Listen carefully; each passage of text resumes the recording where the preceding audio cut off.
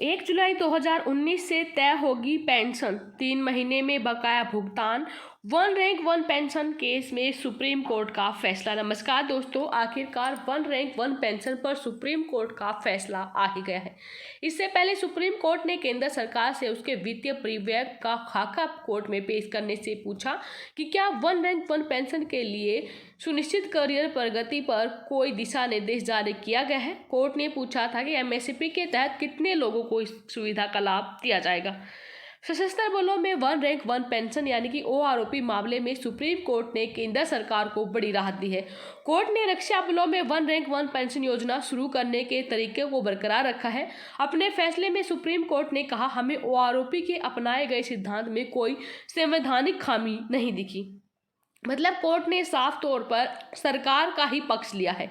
Court ने कहा, यदि ये कोई विधायी जनादेश नहीं है कि समान रैंक वाले पेंशन भोगियों को समान पेंशन दी जानी चाहिए, सरकार ने एक नीतिगत फैसला लिया है जो उसकी शक्तियों के दायरे में है। कोर्ट ने कहा 1 जुलाई 2019 से पेंशन फिर से तय की जाएगी और 5 साल बाद संशोधित की जाएगी। 3 माह के अंदर बकाया का भुगतान करना होगा। जस्टिस डीवाई चंद्रचूड़ और जस्टिस सूर्यकांत की बेंच ने फैसला सुनाया है।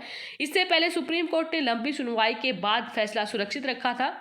वन रैंक वन पेंशन की मांग को लेकर इंडियन एक्स सर्विसमैन मूवमेंट द्वारा याचिका दाखिल की गई थी। केंद्र सरकार ने सुप्रीम कोर्ट में कहा कि 2014 में तत्कालीन वित्त मंत्री पी चिदम्बरम ने कैबिनेट की सिफारिश के बिना ही ओआरओपी पर चर्चा के दौरान बयान दिया था, जबकि 2015 की वास्तविक नीति अलग थी। इससे पहले सुप्रीम कोर्ट ने केंद्र सरकार से उसके वित्तीय परिव्यय का खाका कोर्ट में पेश करने के लिए पूछा था कि क्या वन रैंक वन पेंशन के लिए सुनिश्चित करियर प्रगति पर कोई दिशा निर्देश जारी किया गया है। कोर्ट ने पूछा था कि एमएसपी के तहत कितने लोगों को इस सुविधा का लाभ दिया गया है। दरअसल इंडियन एक्स सर्विसमैन मूवमेंट ने सुप्रीम कोर्ट में सेवानिवृत्त सैन्य कर्मियों की 5 साल में एक बार पेंशन की समीक्षा करने की सरकार की नीति को चुनौती दी थी।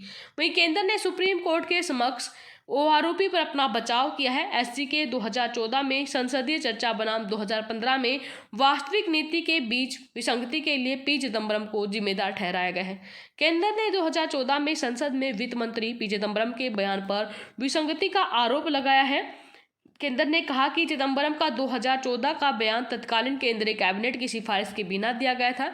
केंद्र ने 80 में दायर अपने हल्फनामे में कहा कि रक्षा सेवाओं के लिए ओआरओपी की सैद्धांतिक मंजूरी पर बयान तत्कालीन वित्त मंत्री पी चिदम्बरम द्वारा 17 फरवरी 2014 को तत्कालीन केंद्रीय कैबिनेट की सिफारिश के बिना दिया गया था।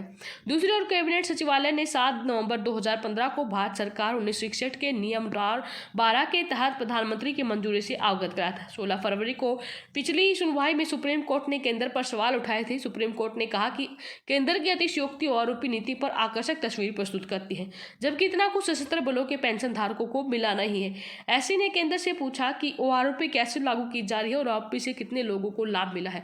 लेकिन इस बार जो सुप्रीम कोर्ट का फैसला है वो केंद्र सरकार के पक्ष में आया है और ओआरओपी के तहत सुप्रीम कोर्ट ने ऐलान किया है कि 1 जुलाई 2019 से ही पेंशन तय होगी। 3 महीने का बकाया आपको दिया जाएगा और 5 साल में पेंशन का रिवीजन होगा। आपका इसके बारे में क्या कहना है, वीडियो के कमेंट बॉक्स में अपनी राय जरूर दें। वीडियो अपने साथी दोस्तों के साथ जरूर शेयर करें। फिर हाजिर होंगे आपके सामने लेटेस्ट अपडेट के साथ। तब तक के लिए बने रहे हमारे साथ। धन्यवाद। जय हिंद, जय भारत।